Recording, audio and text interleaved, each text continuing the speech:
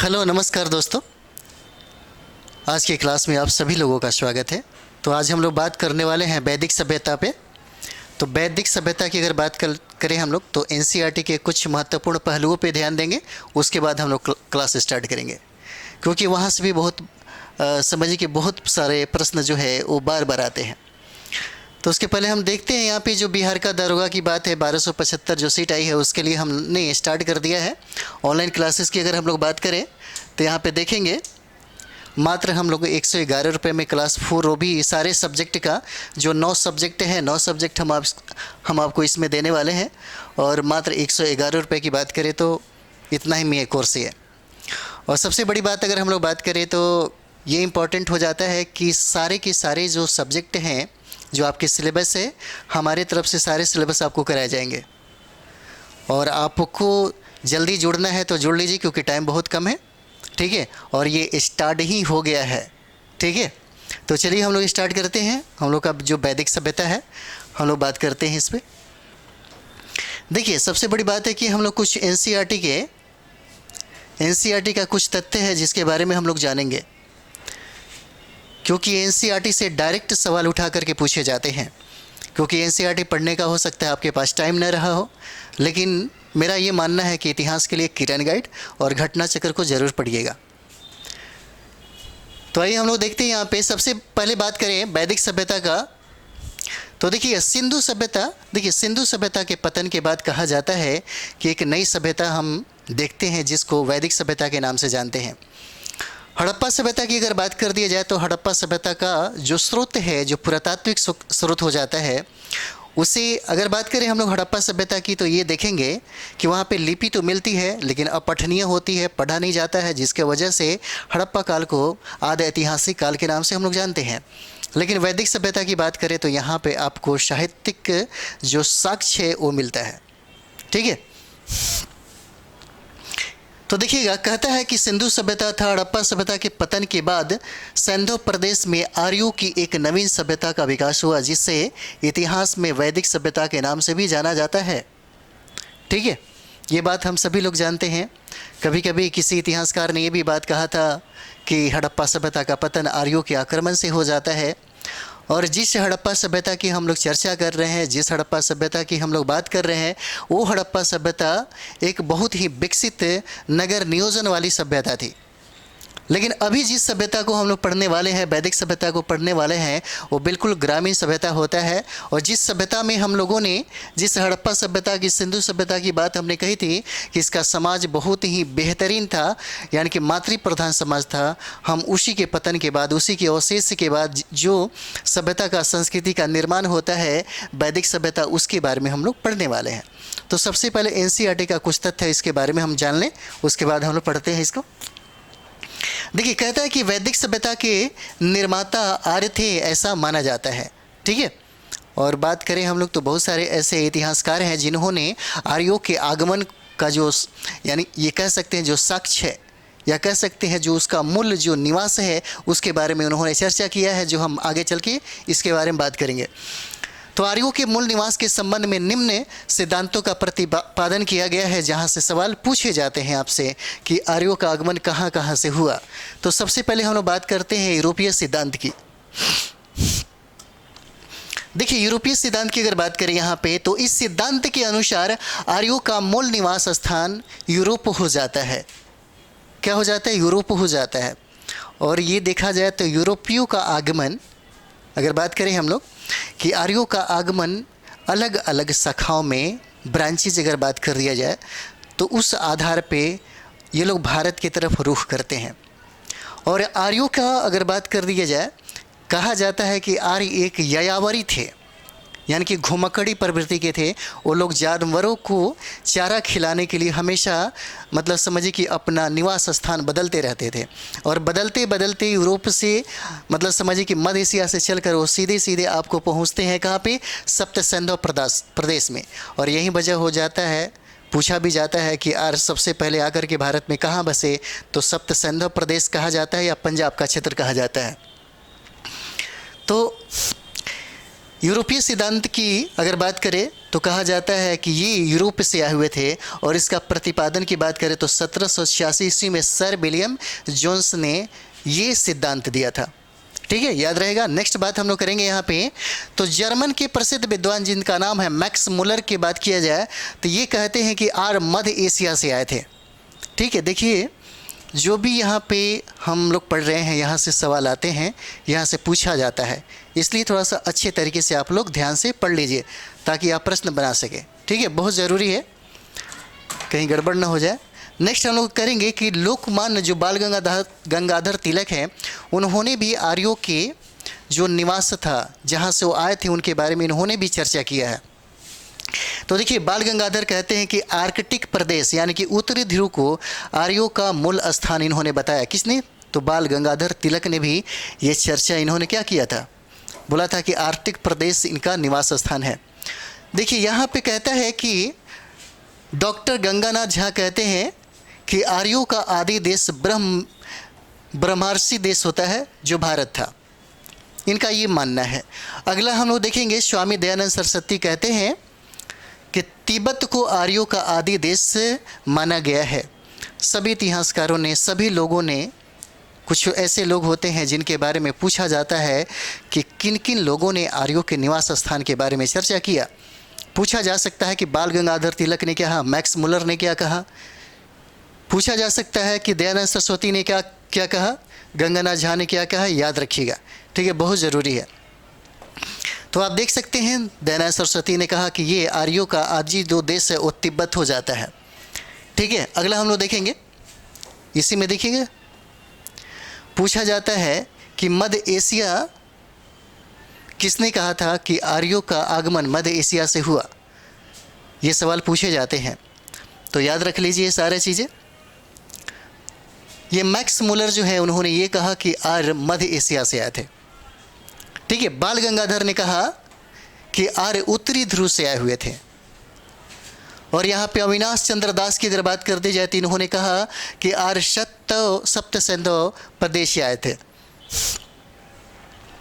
गंगानाथ झा की अगर बात कर दी जाए तो ब्रह्मर्षि देश है, उन्होंने इसका स्थान माना। ठीक है, अगला देखिएगा,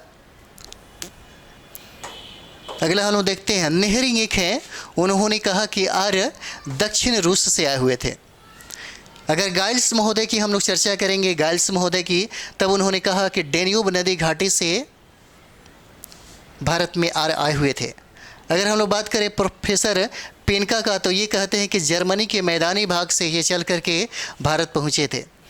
अगर बात हम लोग दयानंद सरस्वती का कर दे तो इन्होंने कहा था कि तिब्बत से आर्यों का आगमन हुआ था भारत के लिए। ठीक है, तो ये जो पॉइंट है आपके सामने, इसको ज़रूर याद कर लीजिएगा क्योंकि ऐसे सवाल कभी कभी पूछे जाते हैं। अब हम लोग देखेंगे कुछ तथ्य है क्योंकि इसको जानना ज़रूरी है। उसके बाद जो वैदिक सभ्यता है, जो वैदिक सभ्यता को हम लोग दो भागों में बांट के देखते हैं। एक हो जाता है, यहाँ पे देखेंगे दो भागों में बांट के देखते हैं। एक हो जाता है पूर्व वैदिक काल या ऋग्वैदिक काल के नाम से जानते हैं। पूर्व वैदिक काल हो जाता है या ऋग्वैदिक काल हो जाता है, जिसके नाम से हम लोग जानते हैं। अगर इसके कालखंडों की बात करें तो 1500 से लेकर के 1000 BC का काल माना जाता है। ठीक है, किसको? पूर्व वैदिक काल को। अगर बात करें हम लोग उत्तर वैदिक काल की, तो उत्तर वैदिक काल को देखिएगा, देखिए इसको कभी 1000 से यानी कि कह सकते 1600 माना जाता है और कभी कभी 1200 से 800 BC माना जाता है। ठीक है, तो वैदिक काल को हम लोग दो भागों में बांट के देखते हैं। एक पूर्व वैदिक काल हो जाता है और एक उत्तर वैदिक काल हो जाता है। ठीक है, अगला देखिएगा, यहाँ पे देखिए, यहाँ से सवाल उसके पूछे जाते हैं कभी कभी। कहता है कि ऋग्वैदिक आर्य अपने निवास के लिए सप्त सिंधु शब्द का प्रयोग करते हैं। ठीक है, और कहता है यहाँ पे कि ऋग्वेद के नदी सूक्त में 21 नदियों का उल्लेख किया गया है। क्योंकि ऋग्वेद में देखेंगे बहुत सारे नदियों का चर्चा किया गया है, यानी कि बहुत सारे मतलब कह सकते हैं 21 नदियों का। और पूछा जाता है कि गंगा का कितना बार उल्लेख हुआ, यमुना का कितना बार उल्लेख हुआ, किस नदी को सबसे पवित्र नदी माना गया, वो सब चीज़ें हम आपको बताएंगे। ठीक है, तो यहाँ पे देखिए कहता है कि जिनके पूर्व में गंगा, पश्चिम में कुंभा नदी शामिल है, यमुना, सरस्वती, सतलज, रावी, झेलम, सिंधु जैसी सभी नदियाँ गंगा और काबुल के मध्य क्या कहती है, बहती हुई बताई गई है। ठीक है, अगला हम लोग इसी में देखेंगे, कहता है कि ऋग्वैदिक भूगोल में आज के पश्चिमी उत्तर प्रदेश, हरियाणा, पंजाब, राजस्थान, गुजरात, संपूर्ण पाकिस्तान और दक्षिणी अफगानिस्तान क्या है, शामिल है ऋग्वैदिक में। ठीक है, उसके बाद देखिएगा, कहता है कि यहाँ पे देखेंगे, इस ऋग्वैदिक काल में आर्यों के कुछ राज गणतंत्रात्मक थे, तो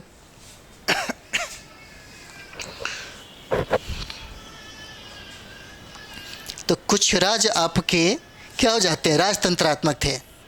हम लोग सबकी चर्चा करेंगे, अभी इसलिए बात करें क्योंकि एनसीईआरटी का कुछ तथ्य है जिसके बारे में जानना जरूरी है। यहाँ पे हम लोग देखेंगे कि एनसीईआरटी का जो अभी हम लोग पढ़ रहे हैं, क्योंकि एनसीईआरटी का टाइम तो है नहीं, लेकिन अगर टाइम आपके पास मिलता है तो कुछ चीज़ों को ज़रूर पढ़ लीजिएगा ताकि आपको फ़ायदा होगा। यहाँ पे हम लोग देखेंगे बिहार जो एसएससी का एग्ज़ाम है, 12,000 प्लस जो सीट आई हुई है उसके बारे में हम लोग बात करते हैं। तो यहाँ पे जो कोर्स ऑनलाइन की बात कर रहे हैं हम लोग, तो मात्र 99 रुपीज़ में स्टार्ट हो रहा है। ये मात्र 99 रुपया में ये क्लास स्टार्ट है आपके लिए। ठीक है, और इसमें सारे के सारे सब्जेक्ट आपको पढ़ाए जाएंगे टीचर लोगों के द्वारा।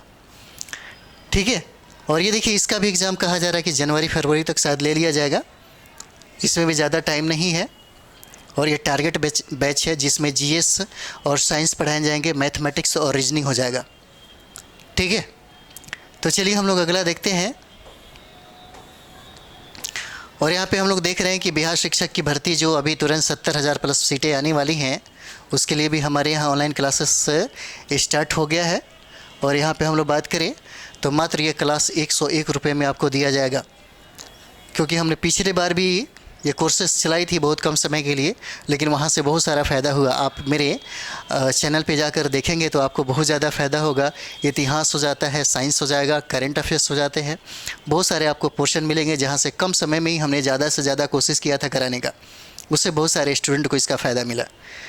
तो यहाँ पर हम लोग देखेंगे ये जो क्लास हम स्टार्ट करने वाले हैं, एससीईआरटी और प्लस एनसीईआरटी का बेस हम इसमें सारा का सारा आपको देने जाएंगे। हम लोगों ने इस क्लास को स्टार्ट किया है मात्र 101 रुपये में। ठीक है, मात्र 101 रुपये में हम लोगों ने स्टार्ट किया है। चलिए अगला हम लोग देखते हैं इसी में। अब हम लोग बात करते हैं ऋग्वैदिक काल की प्रमुख विशेषता क्या थी। कुछ शब्दों को हम लोग पढ़ेंगे क्योंकि शब्दों से प्रश्न पूछे जाते हैं। तो यहाँ पे देखिएगा, वर्ण व्यवस्था की बात हुई है। सबसे पहले हम लोग देखेंगे, शॉर्ट में पढ़ेंगे, डिटेल्स में पढ़ेंगे तो बहुत लंबा टाइम हो जाएगा। अगर वहीं हम बीपीएससी के लिए पढ़ाते हैं तो समझिए कि इसी सब्जेक्ट को पढ़ाने में लगभग 4 दिन टाइम लगता। ठीक है, तो सबसे पहले हम बात कर रहे हैं हम लोग दरोगा की। और दरोगा में रिजल्ट आना किसी भी हालत में, किसी भी हाल में, और मतलब समझिए कि बहुत ज़रूरी है। तो देखिए, वर्ण व्यवस्था की अगर बात करें हम लोग तो देखिए, कहता है कि ऋग्वैदिक कालीन जो समाज है वर्णों में बटा हुआ था। ठीक है, किसमें बटा हुआ था, वर्णों में बटा हुआ था। और कहता है कि ऋग्वेद के पुरुष सूक्त में उल्लेख है कि, आपको पता है पुरुष सूक्त में ही जो 4 वर्ण हैं जिसके बारे में चर्चा किया गया है। अगर आप कह सकते हैं तो जो जातियों का जो वर्णन है आपको पुरुष सूक्त में मिलता है और ऋग्वेद के पुरुष सूक्त में मिलता है। जैसे आप कह सकते हैं, इसमें देखिए लिखा हुआ, पुरुष के मुख से ब्राह्मण पैदा हुए। ठीक है, देखिए, परम पुरुष के मुख से ब्राह्मण पैदा हुए, भुजाओं से क्षत्रिय पैदा हुआ और जंघाओं से वैश्य पैदा हुआ। और बात करें कि पैरों से शूद्र पैदा हुआ, और शूद्र की बात कर दिया जाए तो यही शूद्र जो आज को ओबीसी एससी एसटी हो जाते हैं। ठीक है, और ये देखिए, ये उस समय की बात थी, ऋग्वैदिक काल की समय की बात थी, और उस समय इसका चर्चा किया गया है वर्ण व्यवस्था का, और कहा जा रहा है कि उसी समय से यह स्टार्ट हो गया। अगला हम लोग देखेंगे, परिवार की बात है तो यह समाज की सबसे छोटी इकाई थी। समाज की अगर बात कर दी जाए तो देखिएगा, कहता है कि परिवार की यह समाज की सबसे छोटी इकाई थी और समाज पितृसत्तात्मक था। जैसे परिवार की अगर बात कर दिया जाए तो परिवार का मुखिया पिता होते थे, वो हेड और मतलब समझिए कि डिपार्टमेंट होते थे, उन्हीं का सब कुछ चलता था। और परिवार की बात कर दिया जाए तो कहता है कि यह समाज की सबसे छोटी इकाई थी, जो आप कभी कभी देखते हैं। एक परिवार का मतलब क्या होता है, पति पत्नी और उनके बच्चे। ठीक है, यहाँ पे हम लोग विवाह की बात करेंगे तो ऋग्वैदिक समाज में विवाह एक पवित्र संस्कार माना जाता था। एक विवाह प्रथा का ही प्रचलन ज़्यादा था और यहाँ पे बहु विवाह अपवाद स्वरूप कभी कभी देखने को मिलता था। ठीक है, यहाँ पे अगर हम लोग बात करें तो दिखता है कि वैवाहिक यानी कि ऋग्वैदिक समाज में विवाह एक पवित्र संस्कार, जैसे हम लोग देखेंगे यहाँ पे तो विवाह का प्रकार देखेंगे जो 8 प्रकार का विवाह हमको यहाँ पे दिखाई देता है।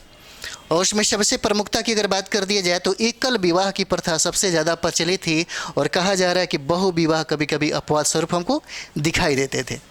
ठीक है, अगला देखिएगा, अगला इसी में देखेंगे हम लोग नारी का स्थान की अगर बात करें हम लोग तो देखिए कहता है कि ऋग्वैदिक काल में नारी के प्रति सम्मान एवं आदर का भाव दिखाई देता है। पर्दा प्रथा नहीं था। विधवा अपने मृतक पति के छोटे भाई देवर से विवाह कर सकती थी और सभी धार्मिक तथा सामाजिक उत्सव में पत्नी पति की भागीदार बनती थी। ठीक है, देखिए इसमें ये भी कहा गया है जैसे नारी का सम्मान जो है ऋग्वैदिक काल में बहुत ही अच्छा दिखता है, लेकिन जैसे उत्तर वैदिक काल आता है नारी की सम्मान जो स्थिति है बहुत ही ज़्यादा खराब हो जाता है। अगर बात करें हम लोग कि कभी जैसे मानते हैं कि बड़े भाई की शादी हो और कुछ दिनों के बाद उनकी अगर समझिए कि उस नई नेवेली दुल्हन के अगर हस्बैंड मर जाते हैं तो अपना संबंध बच्चे पैदा करने के लिए वो चाहे तो अपने उसके छोटे भाई से शादी कर सकती है। ऐसा प्रावधान इसमें था। ठीक है, और देखिएगा कहा जाता है कि धार्मिक और सामाजिक उत्सव में पति पत्नी का मतलब एक साथ होना यहाँ पे दिखाता है मतलब अनिवार्य है। ठीक है, और यही वजह था कि इस वजह से अर्धांगिनी उनको कहा जाता है। तो हम लोग अगला पॉइंट देखते हैं इसी में शिक्षा के बारे में अगर बात करें तो देखिए कहता है कि ऋग्वैदिक काल में गुरु का घर विद्यालय होता था। ठीक है, जहाँ वह अपने शिष्यों को सभी विषयों की शिक्षा देता था। ठीक है, शिक्षा की अगर बात कर दी जाए देखिए यहाँ से कभी कभी 1-2 सवाल पूछे जाते हैं इसलिए इम्पोर्टेंट हो जाता है, शब्दों का जानना बहुत ज़रूरी है। बात हम लोग करें खान पान का तो देखिएगा ऋग्वैदिक आर्यों का भोजन सरल साधारण एवं पुष्टिकारक था। उनके भोजन में दूध दही मक्खन फल सब्जी आदि की प्रमुखता थी। मछली पक्षी वन्य जंतु मांस खाया जाता था। कुछ लोग सूरा पान भी करते थे। सोमरस नामक अन्न पेय का भी प्रचलन था। खान पान इसलिए दूध दहियों वाली ज़्यादा सामग्री इसलिए यहाँ पे दिख रहा है कि आर्य लोग का जो प्रिय पशु था वो गाय था और गाय की वजह से हर चीज़ हुआ करता था। गाय का मतलब अगर देखा जाए तो यहाँ पे बहुत सारा चीज़ें देखने को मिलता था।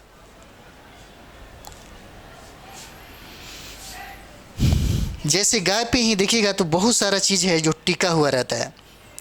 गाय के नाम से लड़ाइयाँ होती थी। गाय जिसके पास ज़्यादा होता था उसके पास समझिए कि वो लोग ज़्यादा अमीर होते थे। बहुत सारी बात थी यहाँ पे जो हम लोग आगे पढ़ेंगे, इसकी चर्चा हम लोग बाद में करेंगे। तो यहाँ पे कहा जाता है कभी कभी ये भी कहा गया कि यही समय था कि सबसे पहले ये भी किताब कहता है, ये ग्रंथ कहता है, इतिहास में लिखा हुआ है। एक किताबें हैं जो बहुत मोटा है जिसका नाम है केसी श्रीवास्तव, प्राचीन भारत के इतिहास की सबसे बेहतरीन जानकारी देता है। ठीक है, उसमें कहता है कि सबसे पहले ब्राह्मणों ने ही यहीं से गाय का मीट खाना शुरू किया। सोचिए, बाद में इसको मुसलमान धारण कर लेते हैं, बाद में अभी वर्तमान समय में देखेंगे तो सब लोग खाता है। तो यहाँ पे देखिएगा गाय की स्थिति, और जिसके पास ज़्यादा गाय होती थी, अगर कहा जाए कि अगर कोई व्यक्ति मर्डर कर दे तो दंड स्वरूप गाय दिया जाता था। जिसके पास ज़्यादा गाय होती थी वहीं उससे स्थिति को, उस पोजीशन को धारण किए रहता था। खैर चलिए हम लोग आगे चर्चा करेंगे। तो वस्त्र आभूषण की बात करें तो ऋग्वैदिक आर्यों की वेशभूषा साधारण थी। उनके वस्त्र सूत ऊन और मृग चर्म के बने होते थे। ठीक है, अगला बात करें हम लोग यहाँ पे तो आर्थिक जीवन की बात करें तो ऋग्वैदिक काल में आर्थिक जन जीवन कृषि पशुपालन और वाणिज्य व्यापार पर निर्भर था। ठीक है, देखिए ये जो घटना है ऋग्वैदिक काल में आर्थिक जनजीवन कृषि पशुपालन और वाणिज्य व्यापार पर निर्भर थी। यही उत्तर वैदिक काल में सबसे ज़्यादा वाणिज्य व्यापार अधिक हो जाता है। लोग भोग विलास में ज़्यादा डूब जाते हैं और यही वजह होता है कि वहाँ पे जाति जो होता है वो प्रधान होने लगती है। उसकी स्थिति बहुत कट्टर होने लगता है और साथ ही साथ महिलाओं की स्थिति भी बहुत ही खराब होने लगता है। अगला हम लोग देखते हैं इसी में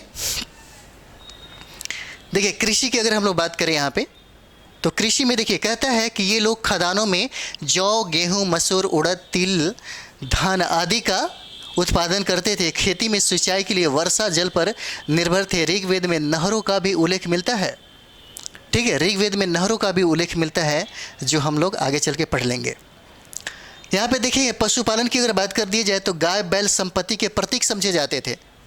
ठीक है, क्या कहा जाता है कि गाय और बैल संपत्ति के प्रतीक समझे जाते हैं।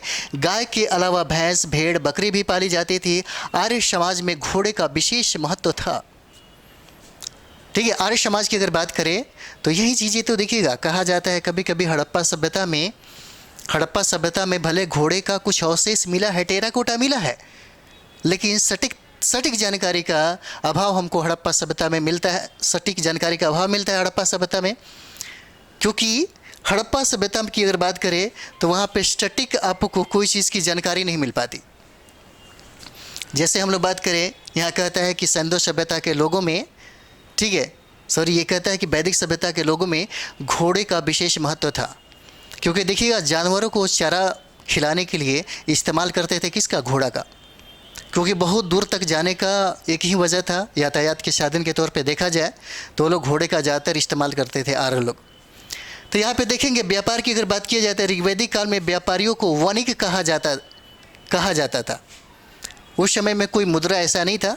तो जैसे मानते हैं कि आपके पास चावल है, मेरे पास गेहूँ है, हमें चावल की ज़रूरत है तो हम आपको गेहूँ दे दिए, आप मुझे चावल दे दिए, जिसको विनिमय प्रणाली कहा जाता है। वस्तु विनिमय प्रणाली के नाम से जाना जाता है। देखिएगा, इसी को वस्तु विनिमय लेन देन का माध्यम था। ठीक है, अगला हम लोग देखते हैं इसी में धार्मिक जीवन की बात करें तो देखिएगा, ऋग्वैदिक काल में आर्य लोगों के लगभग सभी देवी देवता प्राकृतिक शक्तियों से ही संबंधित थे। इस काल में सबसे प्रमुख देवता कौन थे? इंद्र थे। ठीक है, सबसे प्रमुख देवता कौन हो जाते हैं? इंद्र हो जाते हैं। यहाँ पे देखिएगा, कुछ चीज़ें आपको मिलेगी और यहाँ से याद कर लीजिए। प्राचीनतम नाम और आधुनिक नाम ये पूछे जाते हैं। ये बहुत ही VBI है, इसे याद कर लीजिए। पूछा जाता है उर्वरा का मतलब क्या होता है? जूता हुआ खेत होता है। क्या होता है? उर्वरा का मतलब क्या होता है? जूता हुआ खेत होता है, याद रख लीजिए। लांगल का अर्थ पूछा जाता है, लांगल का मतलब क्या होता है? हल हो जाता है। और ब्रिक का मतलब क्या होता है? तो बैल हो जाएगा। और करिस का मतलब क्या हो जाता है? तो ये देखिएगा, गोबर की खाद हो जाता है। ठीक है, क्या हो जाएगा? गोबर की खाद हो जाएगा, याद रखिएगा।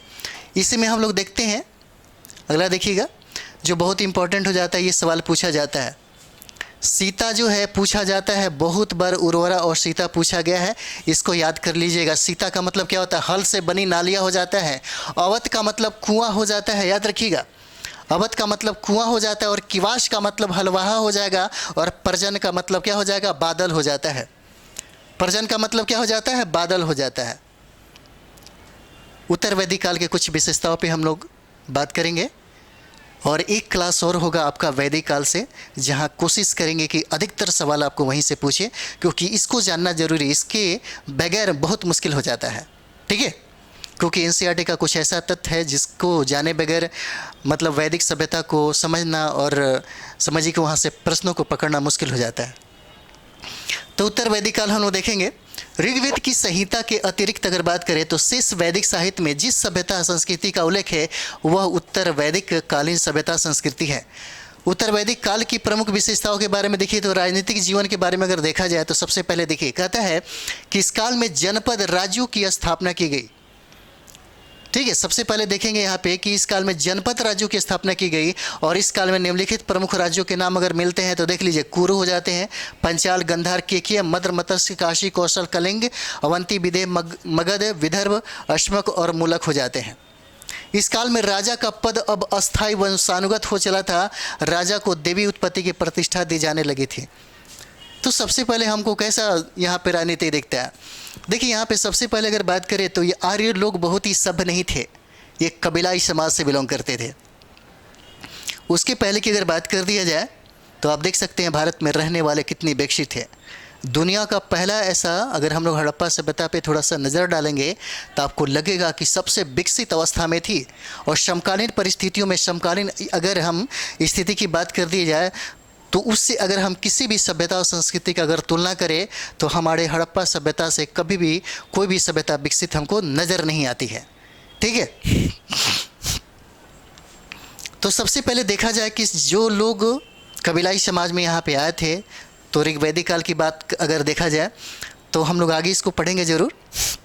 देखिएगा कि एक राजा जो शारीरिक रूप से बहुत ही ज़्यादा शक्तिशाली होता है, उसी को कबीलों के समूह के द्वारा चुन लिया जाता है और राजा मान लिया जाता है। ठीक है। और वो लोग क्या करते थे? वो लोग पशुओं का और जानवरों से बचाने के लिए रक्षा करते थे। उसी के एवज में बलि नामक एक प्रथा चलाया गया था, जो समाज उनको क्या करती थी, छोटे छोटे टुकड़ों में उनको दिया करती थी। ठीक है। बाद में वही चीज़ें उत्तर वैदिक काल में आते आते क्या हुआ, वंशानुगत हो गया, जो हम अभी देख रहे हैं। ठीक है। इस काल में राजा का पद क्या हो जाता, अस्थायी हो जाता, वंशानुगत हो चला था, और राजा को देवी उत्पत्ति से प्रतिष्ठित किया जाने लगा। ठीक है। चलिए अगला देखते हैं हम लोग। सामाजिक जीवन की अगर बात किया जाए यहाँ पे, तो सामाजिक जीवन की चर्चा हम लोग देखिएगा। कहता है कि इस काल में वर्ण जन्म पर आधारित होकर वंशानुगत होने लगा था और यह धीरे धीरे जातियों के रूप में बदलने लगा। अगर हम लोग ऋग्वैदिक काल की अगर बात करेंगे तो वहाँ पे देखिएगा वर्ण व्यवस्था की स्टार्टिंग तो हुआ है, लेकिन ये भी कहा गया है, अगर पढ़ेंगे एनसीईआरटी तो उसमें लिखा गया है एक ही परिवार में, उसमें लिखा गया है कि ऋग्वेद में लिखा गया है कि एक ही परिवार में माता चक्की चलाती हैं, और ऐसे ही मतलब कुछ पॉइंट है। तो इसके में लगता है कि उस समय जो मतलब समझिए कि कर्म के आधार पे ही समाज का बंटवारा किया गया था, जातियों का बंटवारा था। लेकिन उत्तर वैदिक काल की अगर बात कर दिया जाए तो यहाँ पे आते आते क्या हो जाता है, जन्म प्रधान हो जाता है। क्या हो जाता है? जन्म पर आधारित हो जाता है, और ये परंपरा आज तक चली आती है। और यही वजह होता है कि वैदिक सभ्यताओं का ही देन है। देखिए वैदिक सभ्यता क्या होता है ना कि यहाँ तक भी अगर हम लोग बात करें रियलिस्टिक में, अगर बात करें तो उत्तर वैदिक काल या ऋग्वैदिक काल में बहुत सारे इतिहासकारों ने अलग अलग तरीके से लिखने की कोशिश की। अगर हम लोग इतिहास के दृष्टिकोण से देखेंगे, जो अब अगर रिसर्च करते हैं, हम लोग रिसर्च कर रहे थे जब पीएचडी में हम लोग ये काम कर रहे थे, तो उसमें लगा कि इतिहास लिखने वालों ने कितना बेवकूफ़ी तरीके से इतिहास को लिखा। ठीक है, तोड़ मड़ों को लिख दिया। आप ही बताइए, एक ऐसे विकसित अवस्था से डायरेक्ट ग्रामीण अवस्था में कैसे आएगा? बहुत सारे आपके सोर्स यहाँ पे होते हैं और बहुत सारे लोग अलग अलग तरीके से बात करेंगे। इतिहासकारों के बीच में अभी भी मतभेद है, अभी भी कोई भी ऐसा इतिहासकार नहीं है जो सटीक इसकी जानकारी दे सके। ठीक है। और यहाँ से देखिए, अगर यहाँ पढ़ेंगे तब आपको समझ में आएगा कि जाति, छुआछूत, ऊंच नीच, भेदभाव यहीं से शुरुआत हो गया, यहीं से प्रारंभ हुआ। लोगों के दिल और दिमाग में मानसिक रूप से उसको बीमार बनाया गया, जो आज तक चल रहा है। उसी का देन था जो आज तक लोगों के दिमाग को घेरे हुए रख रहा है। तो यहाँ पे देखिएगा उत्तर वैदिक काल में देखेंगे आश्रम व्यवस्था का विकास हुआ, और यहाँ पे देखिएगा सामाजिक धार्मिक व्यवस्थाकारों ने मानव जीवन के 4 पुरुषार्थ, जिसको धर्म, अर्थ, काम और मोक्ष की क्रमशः प्राप्ति के लिए मनुष्य जीवन के 4 भागों की कल्पना की गई, जो आश्रम व्यवस्था कहलाता था। ठीक है। और ये देखिएगा आश्रम की बात करें तो ब्रह्मचर्य हो जाता है, गृहस्थ हो जाता है, वानप्रस्थ हो जाएगा और संन्यास हो जाएगा। अगर हम लोग आश्रम की बात करें तो आश्रम एक क्या बोलते हैं, आश्रम एक शायद वेब सीरीज़ है, अगर आप लोग देखना चाहें तो देख लीजिए, बहुत ही अच्छा है, बॉबी देओल का, आपको पता चल जाएगा।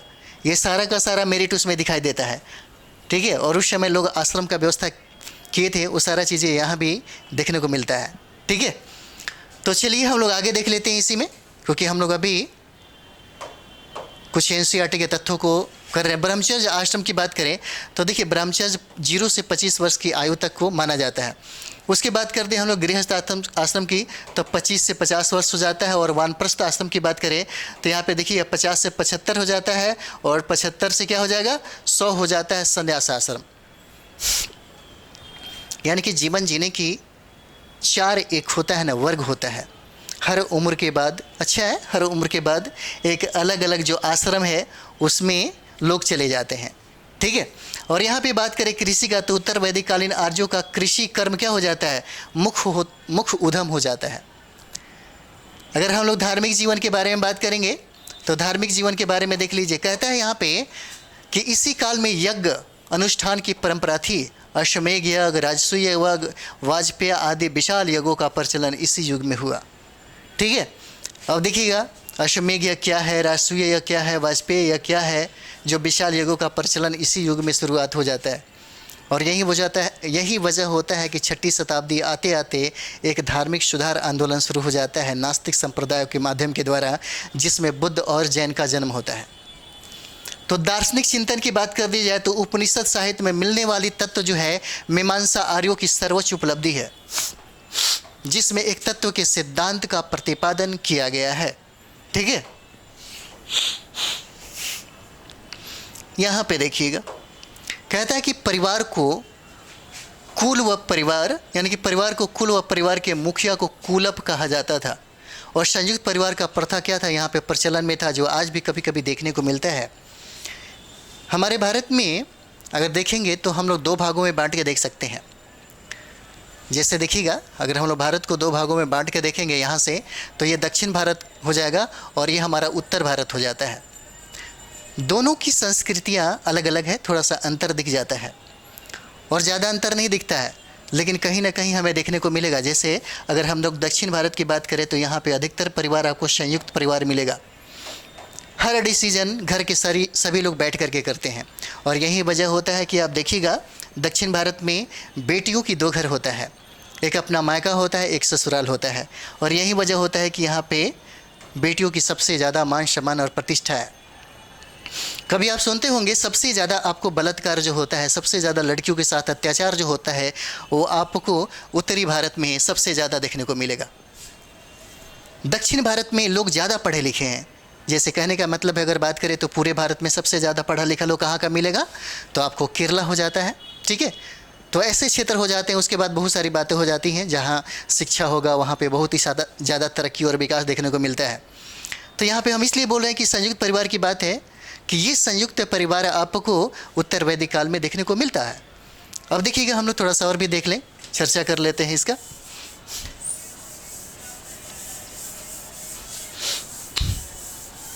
अब यहाँ पे देखिए, कहता है यहाँ पे कि संयुक्त परिवार प्रथा का प्रचलन था। अनेक परिवारों को मिलाकर ग्राम का निर्माण हुआ। अनेक परिवारों को मिला के ग्राम का निर्माण हुआ और ग्राम के प्रधान को ग्रामणी कहा जाता है, याद रखिएगा। और अनेक ग्रामों को मिलाकर विष का निर्माण होता है और विष के सर्वोच्च अधिकारी को विषपति कहा जाता था। और अनेक विषयों को मिलाकर जन का निर्माण होता था और जन के सर्वोच्च अधिकारी को रक्षक कहते हैं और गोपति और राजन भी कहा जाता है। ठीक है, और यही जन आकर के जनपद हो जाते हैं और यही जनपद आपको महाजनपद हो जाता है, जो हम लोग महाजनपद भी पढ़ेंगे। और यही महाजनपद आपको राष्ट्र भी हो जाता है, राज्य भी हो जाता है, देश भी हो जाता है। ठीक है, ये सारा का सारा चीज़ें हम लोग क्या करेंगे, आगे पढ़ेंगे। ठीक है, तो यहाँ पे हम लोग देख लेंगे। यहाँ पे कहता है कि राजा जिन मंत्रियों की सहायता से काज करता था उन्होंने रत्नीन कहा जाता था। ठीक है, अब देखिएगा, हम लोग 16 संस्कार पढ़ेंगे और 16 संस्कार में कभी कभी सवाल पूछे जाते हैं, इसलिए मैंने सोचा कि एक बार चर्चा इसका कर लेते हैं। अब आइए हम लोग संस्कार देखते हैं। और संस्कारों की संख्या अगर बात करें तो 16 संस्कार हो जाता है, जिसका चर्चा अगर हम लोग देखेंगे तो देखिए, कहता है कि संस्कारों का शास्त्रीय विवेचन सर्वप्रथम बृहदारण्यक उपनिषद से प्राप्त होता है। इसकी संख्या कितना है, 16 है, जो इस प्रकार है। देख लीजिए, सबसे पहला अगर सबसे पहला हम लोग देखेंगे तो गर्भाधान संस्कार की बात करेंगे। एक पुरुष जिस क्रिया के द्वारा स्त्री में अपना वीर्य स्थापित करता है, ऐसे गर्भाधान संस्कार कहा जाता है। ठीक है, जिसे गर्भाधान संस्कार कहा जाता है। और स्त्री के ऋतु काल की चौथी रात्रि से लेकर के 16वीं रात्रि तक का समय गर्भाधान संस्कार के लिए उपयुक्त माना जाता था। ठीक है, पहला संस्कार में। दूसरा हम लोग बात करेंगे पुंसवन संस्कार। तो स्त्री द्वारा गर्भ धारण करने के तीसरे और चौथे अथवा 8वें माह में पुत्र प्राप्ति की इच्छा हेतु यह संस्कार किया जाता था। ठीक है, अगला हम लोग देखते हैं।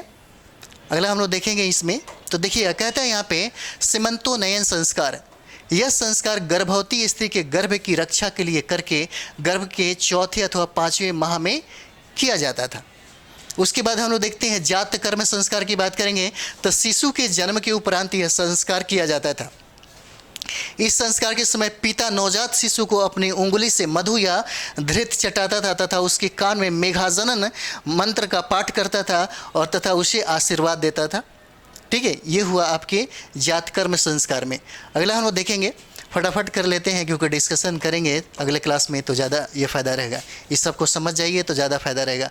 नामकरण संस्कार की बात करें तो यह संस्कार नवजात शिशु के नाम रखने की हेतु किया जाता था। ठीक है, अगला अगर हम लोग बात करें तो निष्क्रमण संस्कार होता है, जो नवजात शिशु को घर से बाहर निकालने जाने के अवसर पर किया जाने वाला क्या था, संस्कार था। और अन्नप्राशन संस्कार की अगर बात कर दिया जाए, जो 7वां हो जाता है, यह कहता है कि यह संस्कार शिशु के जन्म के 6ठे माह में किया जाता है। इसमें शिशु को ठोस अन्न खिलाया जाता है। बात करें हम लोग चूड़ामन संस्कार की, तो इस संस्कार को मुंडन अथवा चौल संस्कार के नाम से भी जाना जाता है। इस संस्कार के द्वारा शिशु के अच्छे स्वास्थ्य और दीर्घायु की कामना की जाती है। इस संस्कार के अवसर पर शिशु के सिर के संपूर्ण बाल क्या करते थे, मुड़वा दिए जाते थे। ठीक है, किसमें? चूड़ामन संस्कार में। अगला देखते हैं कर्ण वेद संस्कार की बात करें तो देखिए कहता है कि यह संस्कार रोग आदि से बचने और आभूषण धारण करने के उद्देश्य से किया जाता है। विद्यारंभ संस्कार की बात करें तो यह संस्कार बालक के जन्म के 5 वर्ष से संपन्न किया जाता है। इस संस्कार के अंतर्गत बालक को अक्षरों का ज्ञान कराया जाता है। विद्यारंभ संस्कार की बात करें तो अगला हम लोग देखते हैं उपनयन संस्कार की बात करें तो देखिए उपनयन संस्कार की बात करेंगे। देखिए हर संस्कार का अपना अपना मतलब है। बहुत ऐसे संस्कार हैं कि जो सभी जातियों में नहीं नहीं समझिए कि कर सकता लोग, और यही वजह होता है कि संस्कार में कुछ ऐसे चीज़ें हैं कि जैसे मानते हैं कि ब्राह्मण, क्षत्रिय, वैश्य और शूद्र देखें तो सबका अलग अलग मिलता है। बहुत ऐसे संस्कार है जो शूद्र जो इसमें अकॉर्डिंग टू वैदिकल उसके अनुसार आपको नहीं मिलेगा। तो उपनयन संस्कार को देखेंगे, बालक की शिक्षा ग्रहण करने योग्य हो जाने पर यह संस्कार किया जाता है। इस संस्कार के अवसर पर बालक को यज्ञोपवीत धारण करने जनेऊ जो होता है ब्रह्मचर्य आश्रम में प्रविष्ट कराया जाता था। और वेदारंभ संस्कार की अगर बात करें तो इस संस्कार का उल्लेख सर्वप्रथम व्यास स्मृति में मिलता है। इसके अनुसार गुरु विद्यार्थी को वेदों की शिक्षा देना प्रारंभ करता था। और किस अगला हम लोग देखते हैं 13 नंबर देखिएगा, तो 13 नंबर में देखिए कहता है यहाँ पे किस अथवा गोदान संस्कार। तो यह बालकों की 16 वर्ष की आयु प्राप्ति करने पर किया जाने वाला संस्कार है। इस अवसर पर बालक की प्रथम बार दाढ़ी मूंछों को क्या किया जाता है, मुंडा जाता था। अगला हम लोग देखेंगे कहता है कि समावर्तन संस्कार, जब बालक विद्या अध्ययन संपूर्ण कर गुरुकुल से अपने घर को वापस लौटता था तभी संस्कार का संपादन किया जाता था। इससे बालक अपने गुरु को उचित गुरु दक्षिणा देता था। ठीक है, अगला देखिए विवाह संस्कार की बात करें तो इस संस्कार के साथ ही मनुष्य गृहस्थ आश्रम में क्या होता है, प्रविष्ट होता था। ठीक है, अगला देखिएगा जो हमारा अंतिम है, यहाँ कहता है अंत्येष्टि संस्कार। यह मनुष्य के जीवन का अंतिम संस्कार है जो व्यक्ति के निधन हो जाने के पश्चात संपन्न किया जाता था। ठीक है, अंत्येष्टि संस्कार। हम लोग विवाह की बात कर रहे थे तो देखिए विवाह हमको 8 प्रकार का इसमें पढ़ना है। ठीक है, तो विवाह के बारे में हम लोग देख लें। विवाह संस्कार का पूर्ण विवरण हमें गृह सूत्रों से प्राप्त होता है और विवाह निम्न प्रकार के होते हैं। ठीक है, तो बात करें हम लोग पहला विवाह की बात करें तो देखिएगा यहाँ पे पहला विवाह की बात करें ब्रह्म विवाह। तो ब्रह्म विवाह में क्या होता है ये समझ जाइए। कहता है कि यह सर्वोत्तम प्रकार का विवाह है। इसमें पिता उत्तम सजातीय योग वर को आमंत्रित कर वस्त्र आभूषणों से अलंकृत कर अपनी कन्या को धार्मिक विधि से वर को देता था। ठीक है, यहाँ पे अगर वैदिक काल की अगर बात कर दिया जाए तो सबसे प्रमुख विवाहों में यह ब्रह्म विवाह को माना जाता है। और इसमें कहा जाता है कि जो वर होते थे अपने ही जाति, यहाँ देखिए सजातीय कहा है, सजातीय युग वर को आमंत्रित कर वस्त्र आभूषण से अलंकृत कर अपनी कन्या को धार्मिक विधि से क्या करते थे, वर को देता था। दूसरा देखेंगे दैव विवाह की बात करें तो इस प्रकार के विवाह में कन्या पक्ष द्वारा कन्या को वस्त्राभूषण से अलंकृत कर यज्ञ करने वाले पुरोहित को क्या कर दिया जाता था, दान में दे दिया जाता था। और आर्ष विवाह की बात करें यहाँ पे तो कन्या का पिता वर से एक अथवा दो गाय धार्मिक कृत्य होती लेकर अपनी कन्यादान कर देता था। सोचिए। और प्रजापत्य विवाह की अगर बात करें तो इस प्रकार के विवाह में वर पक्ष कन्या के पिता से कन्या को मांगता था। ठीक है, किसमें, प्रजापत्य विवाह की बात कर दिया। यहाँ भी प्रेम विवाह भी आपको मिलता है। देखिए एक और विवाह हो जाता है जिसको हम लोग आसुरी विवाह कहते हैं। इस विवाह में पुरुष कन्या के माता पिता को यथाशक्ति यानी धन देकर कन्या को प्राप्त करता था, जबरदस्ती।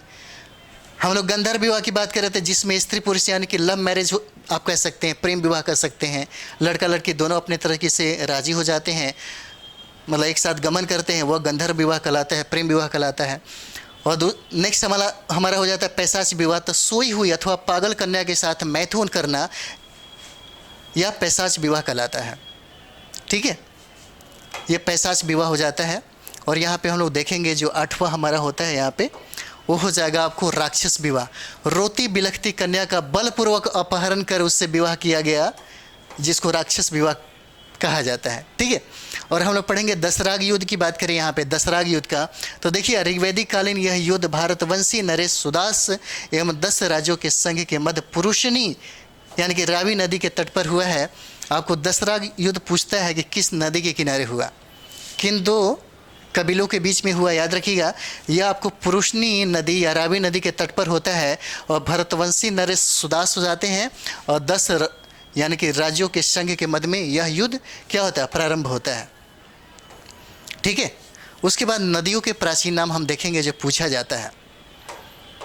जैसे सिंधु का अगर हम लोग देखेंगे प्राचीन नाम सिंधु हो जाता है और वर्तमान हम लोग देखेंगे तो ये क्या हो जाएगा, इंडस हो जाएगा। पूछा जाता है कुंभा का नाम क्या हो जाता है, तो काबुल हो जाएगा। स्वस्तु का क्या हो जाएगा, तो स्वात हो जाता है। और सरस्वती का क्या हो जाता है, तो सरस्वती हो जाएगा। ठीक है, क्या हो जाता है, सरस्वती हो जाता है। अगला हम लोग देखेंगे यहाँ पे अश्विनी की बात करें, अश्विनी की अगर बात करें यहाँ पे हम लोग, तो ये देखिए आपका चिनाब हो जाता है। अश्विनी का क्या हो जाएगा, चिनाब हो जाएगा। और शतुर्दी की बात करें तो ये सतलज हो जाता है, याद रखिएगा। ठीक है, अगला हम लोग देखेंगे यहाँ पे जैसे गोमती की अगर बात कर दिया जाए, गोमती का, तो ये देखिए ये हो जाता है आपको गोमल हो जाएगा। ठीक है, और कुर्मों की बात करें तो कुर्रम हो जाता है। दोसदती की बात करें तो घग्गर हो जाएगा। और बितस्ता की बात करें तो ये झेलम हो जाता है। और बिपाशा ये प्राचीन नाम हो जाता है, ये आदमी का नाम हो जाएगा, व्यास हो जाएगा। और पुरुषनी का देखा जाए तो ये क्या हो जाता है, रावी हो जाता है। क्या हो जाएगा, रावी हो जाएगा। इसे याद रखिएगा। हम लोग ये सारे चीज़ें पढ़ने वाले हैं, वैदिक युग की विशेषताएँ। ठीक है, हम लोग ये सारे पढ़ने वाले हैं वैदिक युग की विशेषताएं। तो यहाँ पे देखिए लोही युगीन सभ्यता, ग्रामीण संस्कृति, पितृसत्तात्मक समाज, पवित्र पशु गाय, प्रिय पशु अश्व हो जाता है। सर्वाधिक महत्वपूर्ण नदी सिंधु हो जाएगा। सर्वाधिक पवित्र नदी सरस्वती हो जाता है। सोमरस प्रिय क्या हो जाता है, पेय पदार्थ हो जाता है। पशुपालन एवं कृषि अर्थव्यवस्था हो जाएगी। मृदभांड की बात करें तो चित्तित धूसर मृदभांड हो जाता है। ठीक है, हम लोग नेक्स्ट क्लास में सारे के सारे आर्यों की भाषा संस्कृत हो जाती है।